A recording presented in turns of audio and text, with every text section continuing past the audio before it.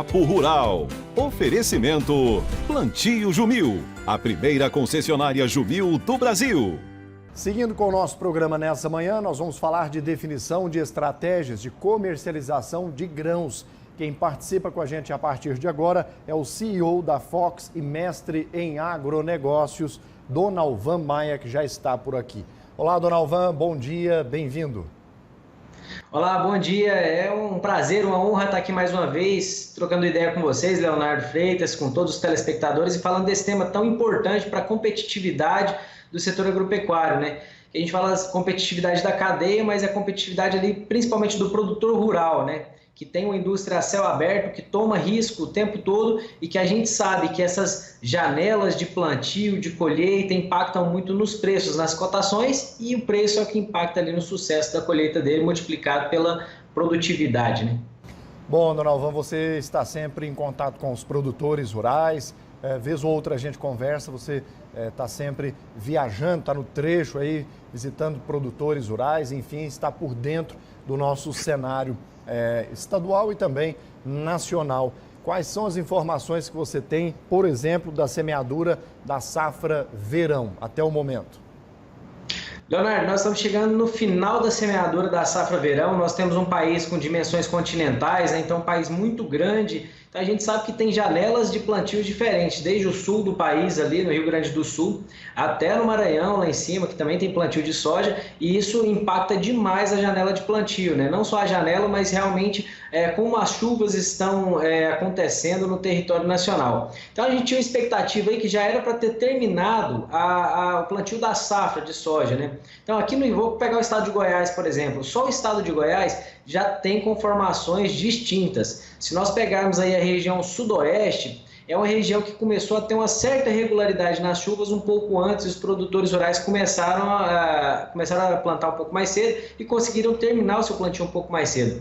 Quando nós vamos para mais ao norte do estado de Goiás, quando nós falamos de Vale do Araguaia, uma proximidade maior com o Mato Grosso ali, nós vemos que ainda tem um desafio muito grande. Essas chuvas regulares ainda não firmaram, não chegaram, vamos pegar ali desde Mineiros, né, e subindo o Vale do Araguaia, tem muito desafio no plantio. Só que ontem nós fizemos uma rodada, nós estivemos ali na região de Piracanjuba, região de Goiatuba, muita gente finalizando os plantios aqui no estado de Goiás ainda, então a gente tem soja maior que foi plantada no início de outubro ali, principalmente pivôs centrais, né?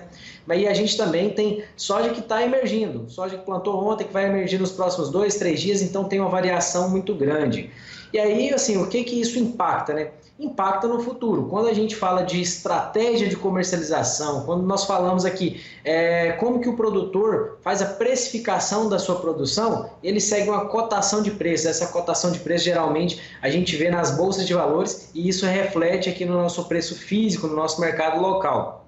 E o que está acontecendo foi, nós estávamos com preço de soja abaixo, que os produtores estavam achando muito ruim os preços, e com toda a razão, que a gente estava vindo com um patamar de custo muito alto e tendo perspectivas de venda baixa. E aí, com esse atraso no plantio, teve uma melhoria nas cotações. Vamos falar em dólar por bushel. Claro que a gente sabe que a realidade do produtor aqui é vender em reais por saco, mas o dólar por bushel acaba impactando nas comercializações. A gente saiu de um patamar de 13 dólares por bushel, a gente teve até 11,50, 12 dólares por bushel e chegamos aí a 14. Agora, regularidade das chuvas, aí o cenário futuro olha, não, vai chover, nós teremos uma boa safra sim, e os preços começam a recuar de novo. Então, quando a gente fala de janela de plantio, expectativa de futuro, isso tudo impacta no preço futuro da commodity, Leonardo. E é algo que a gente fala muito aqui, porque durante o tempo, desde o planejamento da safra, plantio, condução da lavoura e colheita tem oscilações de preço, ou seja, os preços sobem e descem de acordo com as notícias, de acordo com o que está acontecendo. E aí, nesse momento agora que a gente está finalizando o plantio de uma safra com certo atraso em relação à expectativa, nós tivemos variações de preço. Então, nós saímos de patamar de soja que estava sendo precificada em alguns locais aqui no estado de Goiás de 105, 103 a 108, 110 reais, ela chegou a ser negociada a 114, 115, em alguns locais específicos até 120 R$ 118. E agora ela recua um pouco de novo e aí está na casa dos R$ 112, R$ 111 aqui, vamos colocar no interior, né? Esse é o impacto que gera realmente essa sazonalidade que a gente tem, além da sazonalidade de produção, a sazonalidade dessas chuvas, que todo ano é diferente, né? A gente fala, nossa, esse ano está diferente, mas o que a gente vê é que todo ano tem um desafio novo. Pois é, municípios onde os produtores conseguiram plantar, por exemplo, em setembro, eles já estimam perdas. Você tem informação sobre isso? Olha, nós temos informações sim que vai ter perda, por quê? O que a gente teve? Na expectativa de uma chuva, conforme o planeja, a gente não planeja chuva, né? Mas a gente tem uma expectativa de chuva em outubro, que é o que a gente vem fazendo ao longo dos últimos anos. Teve produtores que começaram a plantar, só que nós tivemos um período de veranico grande, ou seja, o que é isso? A gente teve um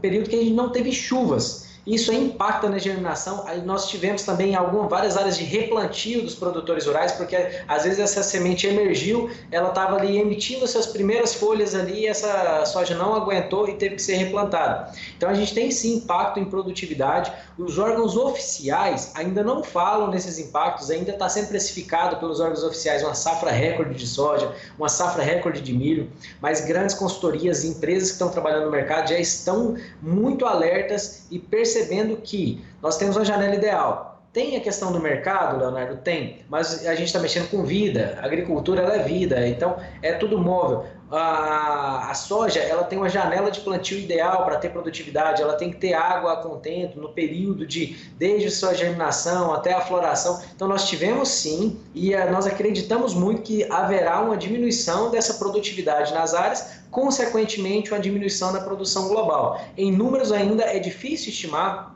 mas falando com os nossos parceiros de grandes consultorias aqui no estado e no Brasil todo, a gente sabe que vai ter diminuição da produção, porque é inevitável o que nós vimos de replantio e vimos a soja sofrer em campo. E, inclusive, esses plantios em dezembro, que a gente sabe que teve bastante plantio em dezembro aqui agora, o potencial produtivo da soja ele tende a diminuir. Dona Alvan, você comentou sobre algo muito importante agora com relação a essa possível redução, né, na nossa produtividade. Nós temos muitos analistas comentando aí sobre uma possível super safra verão. E nós já temos outros analistas dizendo que isso é análise de analistas de ar-condicionado, diríamos assim, né, que realmente não vão a campo, não têm contato com o produtor rural, ficam aí trancados no seu escritório. Na sua opinião, de acordo com a análise que você tem feito, teremos uma super safra verão ou não? Leonardo, eu estou com os segundos analistas que você colocou, eu estou no segundo time aí, viu? A gente está a campo, nós conversamos com produtores rurais, vamos a campo todos os dias, nossa equipe está em campo e nós trabalhamos com consultorias sérias também, que vão muito a campo, e eu concordo com isso aí. Quem está olhando uma super safra aí, às vezes não está percebendo o que está acontecendo na safra brasileira, e eu sou bastante conservador. Olha, nós teremos uma diminuição tremenda, vai faltar grão? Não, não é isso. Mas é que quando a gente fala de super safra, é superar as expectativas do ano passado, tanto em produtividade quanto em produção. Então eu estou com esse segundo time aí, mais pé no chão, e esperando inclusive os órgãos oficiais dar uma derrubada aí, diminuir essa expectativa de produção toda, sabe? Porque não faz muito sentido, com essa janela de plantio tão estendida, a soja que sofreu em campo ter a mesma produtividade do ano passado. Então eu estou com o segundo time aí, pensando muito mais que a gente vai ter correção nessa super safra. Não vai se produzir todo esse volume ou superar o do ano passado. Eu não acredito nisso. Agora, a previsão é aquele negócio. Todo mundo que faz previsão tem grande chance de errar, né? Futuro só a Deus pertence. Mas baseado nos dados, nas informações e em tudo que a gente está vendo, colhendo informações e trabalhando hoje em dia, a expectativa é que nós não teremos toda essa super safra de soja, não. Dona Alvan, diante do atual cenário, das expectativas, ainda é cedo ou não para afirmar que nós poderemos ter a maior quebra da história do Brasil? Poxa, aí eu vou me abster, viu, Leonardo? Não posso dizer que a gente vai ter a maior quebra, não, porque nós já tivemos algumas quebras muito severas E quando a gente fala, por exemplo, 2016 foi um ano muito severo para a safrinha, por exemplo. No ano passado, na safra 22-23, quando a gente fala em safrinha também, nós tivemos um veranico na hora que estava plantando milho e estava todo mundo apreensivo e depois choveu bastante e nós tivemos uma super safra de milho.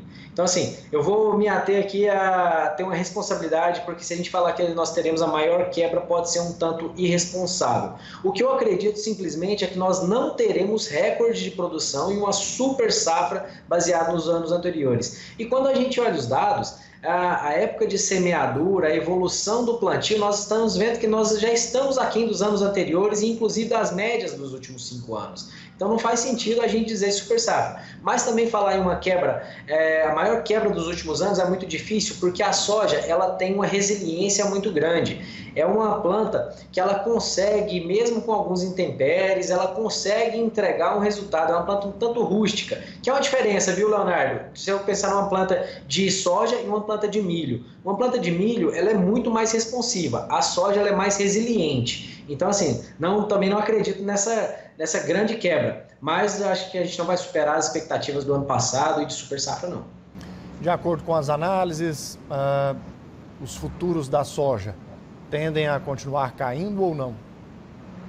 Olha, futuro da soja, eu não gosto de ficar pensando assim, o que você vai fazer, vai esperar. Eu gosto de falar de estratégia de comercialização, viu, Leonardo? Perfeito. Nós tivemos aí 3 ou 4 vezes durante os últimos 5, 6 meses, soja acima de $14. O que nós acreditamos, o que nós pregamos aqui é que o produtor rural ele tem que aproveitar esses picos, ou seja, ele tem o custo de produção dele e quando nós temos soja aí, que é um bom patamar para hoje, soja acima de $14, porque isso entrega uma rentabilidade para o produtor rural, isso entrega dinheiro no bolso, uma sustentabilidade para o negócio, que ele faça as suas travas e utilize 2 ferramentas. Nós temos o mercado a termo, né, que é o mercado físico ali de entrega, e nós temos o mercado futuro, que é o mercado de bolsa. Então o produtor rural ele tem que, nessa sazonalidade de preço, nessa elevação e diminuição dos preços, ele aproveitar. O que nós estamos vendo aqui, a soja pode não ter aquele impacto todo de alta. Nós não acreditamos numa alta expressiva da soja, mas a gente está vendo que à medida que as grandes consultorias, à medida que o governo também, os órgãos oficiais disserem, olha, nós teremos redução da produção, a tendência é que haja sim uma certa alta na soja. Mas como eu falei, como não vai ser eu não acredito ser a maior quebra, também não vai ser uma alta explosiva de preço. Mas o produtor, nós cremos aqui que ele pode esperar sim um pouco de alta nesse preço da soja aí, principalmente por causa dos prêmios, porque os prêmios não têm respondido a contento das altas que a bolsa está tendo. Então a gente espera sim que vai haver uma elevação nos prêmios da soja, realmente se confirmar essa diminuição na produção. Para você que está chegando agora, estamos falando de definição de estratégias de comercialização de grãos com o CEO da Fox e também mestre em agronegócio. Dona Alvan, comenta para nós agora sobre esses atrasos da semeadura da safra verão e os possíveis impactos para a segunda safra. Leonardo, isso aí é algo que a gente tem que estar muito no nosso radar, tá? Porque hoje não existe mais pensar em uma única safra. O produtor rural, por causa dos altos preços de maquinário, o alto investimento que ele tem que fazer, ele tem que tornar a terra cada dia mais produtiva. E tornar mais produtiva a gente já sabe que é fazer safra, safrinha, safrinha não só de milho, mas de outros grãos que ele pode plantar ali. Ou seja, ele tem que fazer uma melhor utilização da terra.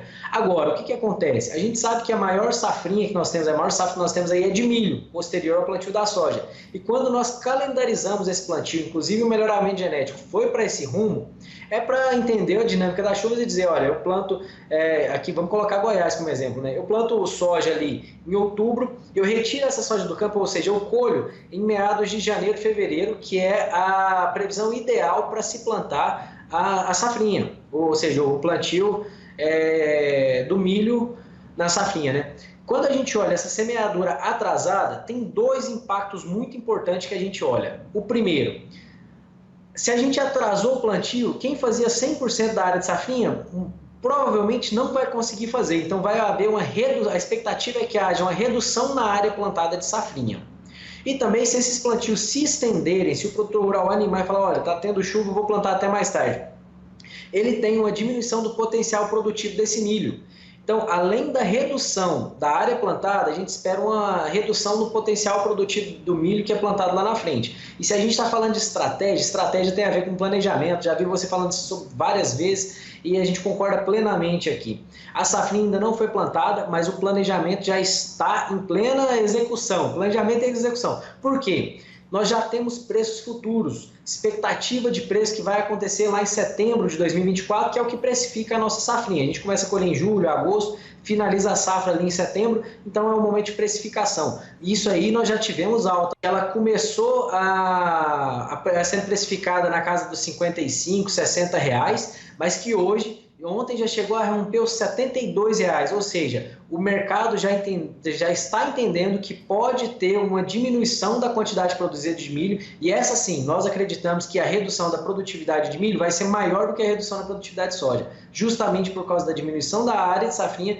e uma possível diminuição de produtividade. Então está na hora do produtor sentar, olhar os gráficos, ver o seu custo de produção e começar a fazer travas escalonadas. Começar a falar, olha, está dando 18% de margem, 20% de margem, 30% de margem, fecha. Não está dando isso. Vamos olhar para o mercado financeiro, fazer as nossas travas no mercado futuro, fazer put, call. Eu sei que às vezes os produtores não estão familiarizados com isso, que são os seguros de preço lá na frente, mas isso tem que entrar dentro do custo de produção para que o produtor, além de proteger o preço contra a queda, possa participar também da alta. Então isso é muito importante nesse momento agora, vendo o cenário, vendo o clima, o que está acontecendo, o produtor começar a montar estratégias de comercialização futura para aquela safrinha que vai ser plantada.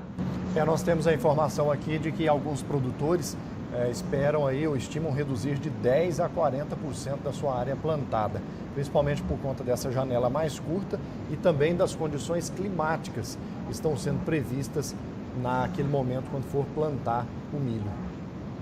Essa é a nossa expectativa também, e falamos muito aqui com o estado de Goiás como um todo, algumas regiões menos impactadas, quem conseguiu plantar mais cedo, quem tem boas áreas de pivôs, vai conseguir fazer essa área de safrinha, mas como eu falei, nós temos assim como o Brasil é muito diverso, até o estado de Goiás é muito diverso. Quando nós olhamos as diversas as regiões do estado, algumas vão conseguir plantar e ter uma safrinha mais a contento. Agora, outras regiões, vamos colocar o Vale do Araguaia, vai ter, a gente sabe que lá não é uma região de safrinha, mas quando eu falo Vale do Araguaia, eu estou pegando a região central, extremo sudoeste ali, subindo um pouco, que contribui também com essa safrinha. Mas até na região sudoeste a gente sabe que vai ter redução na área plantada justamente por causa desse atraso de plantio, e nós esperamos, temos uma expectativa que realmente de no mínimo aí 10% a 20% pode ser que venha diminuir essa área. E quando a gente fala em área, a composição é assim, produtividade vezes área, eu tenho produção. Se eu tenho uma redução de 10%, por exemplo, essa área todinha de 10%, a produtividade dela é zero. Então ela vai contribuir zero para essa produção lá na frente.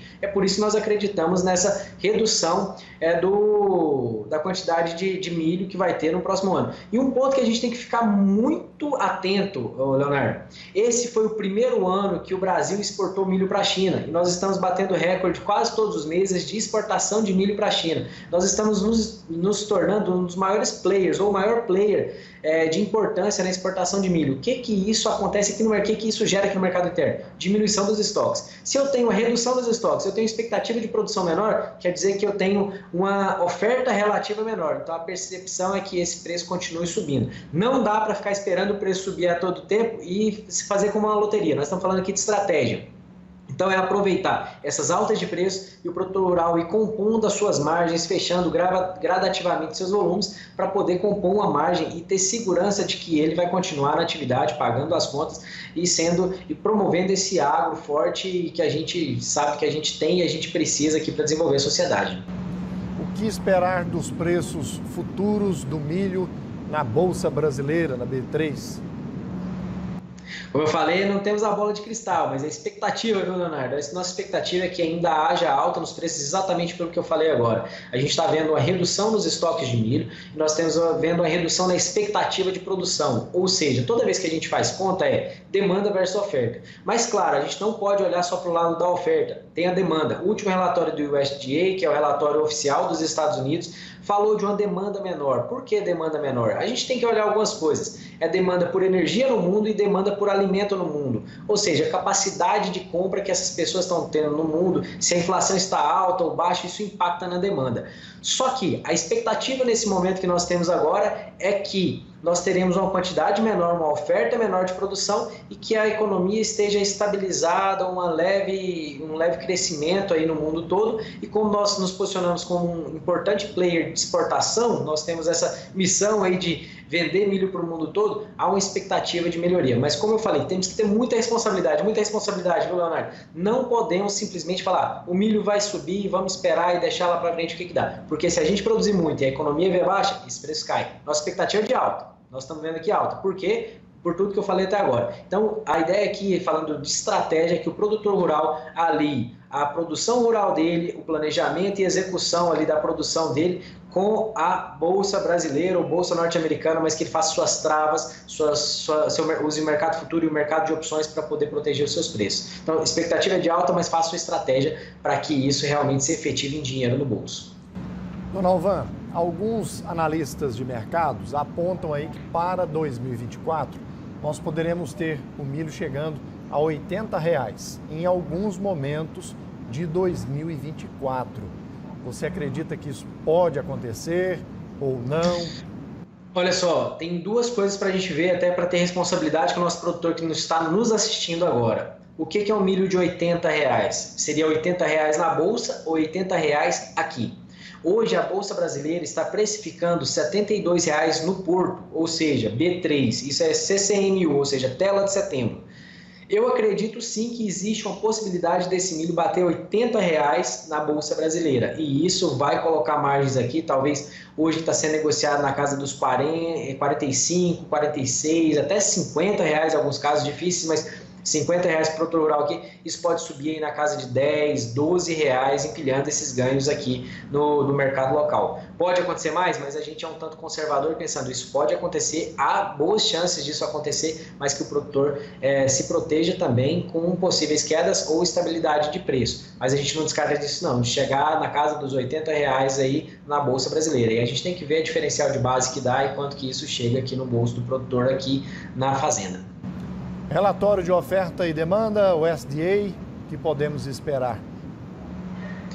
Olha só, isso aí depende muito, o USDA tem hora que a gente é um órgão oficial, mas não quer dizer que a gente concorde com todos eles. Então, no último relatório houve uma diminuição da demanda e isso pode ser também, não vou dizer que estão manipulando dados não, mas pode ser algumas percepções via mundo, por causa de crescimento mundial, por causa de inflação, por causa de taxa de juros, mas a expectativa nossa aqui é que haja uma estabilidade na demanda, então do lado da oferta é o que vai mandar mesmo. Se houver redução nessa oferta aí que a gente acredita que vai acontecer, o preço tende a subir por uma premissa básica econômica de oferta e demanda. Vamos às suas estratégias de comercialização para proteger a rentabilidade do produtor rural, principalmente nesse momento. Olha só, Leonardo, estratégia é algo muito pessoal e muito particular de cada produtor e do que cada um está fazendo. Então vamos aqui, eu vou elencar aqui algumas coisas que o produtor pode fazer para poder se proteger. E nós temos o mercado futuro onde você entra comprado ou você entra vendido. Então para o produtor rural, para ele proteger o seu preço, já que ele tem milho físico na mão de cá e ele faz uma estratégia para proteger a parte financeira do lado de cá, geralmente ele tem um custo na mão e vê o preço da bolsa e ele entra vendido. Ou seja, se cair, ele não perde. Ou seja, ele ganha da bolsa e é ressarcido, porque quando cai na bolsa, ele pega aquele dinheiro e compõe margem aqui no milho físico, porque geralmente quando cai na bolsa, cai no milho físico também. E aí, no caso de opções, que é uma estratégia um pouco mais sofisticada, que é como se fosse um seguro de carro, tá, Leonardo? A gente paga um seguro, mas a ideia é não usar ele, né? Então a gente paga um seguro dizendo o seguinte, olha, eu quero ter uma segurança, se esse milho cair, eu quero ser ressarcido na bolsa para compor minha margem, mas se ele subir, já que eu tenho o meu milho físico aqui, eu vou poder negociar ele em patamares maiores. Então eu pago um prêmio como se fosse um seguro de um carro para que, se acontecer uma catástrofe e cair, eu estou protegido naquele preço. E se caso suba, eu tenho a possibilidade de ganhar com o meu milho físico do lado de cá. Então são estratégias básicas, mas que aqui no Brasil nós utilizamos muito pouco. Nos Estados Unidos, na Europa, na própria Argentina já se usa muito mais, lança mão dessas estratégias, dessas ferramentas do mercado financeiro. Nós aqui na Fox, nas nossas lavouras particulares, nós utilizamos essas estratégias, ora com o mercado futuro entrando vendido, ou entrando comprado para participar, ora com o mercado de opções fazendo o travamento para fazer um seguro de preço. Então nós estamos à disposição para trocar essa ideia, mas como a gente falou, a primeira premissa para que o produtor faça uma estratégia de comercialização lá na frente é saber o seu custo de produção. Porque sem custo de produção não tem como saber qual que é o meu preço ideal de venda. Excelente. Dona Alvan Maia, muito obrigado pela participação com a gente nesta manhã. Um ótimo dia para você e até breve. Obrigado, até breve. Que Deus abençoe nossa safra.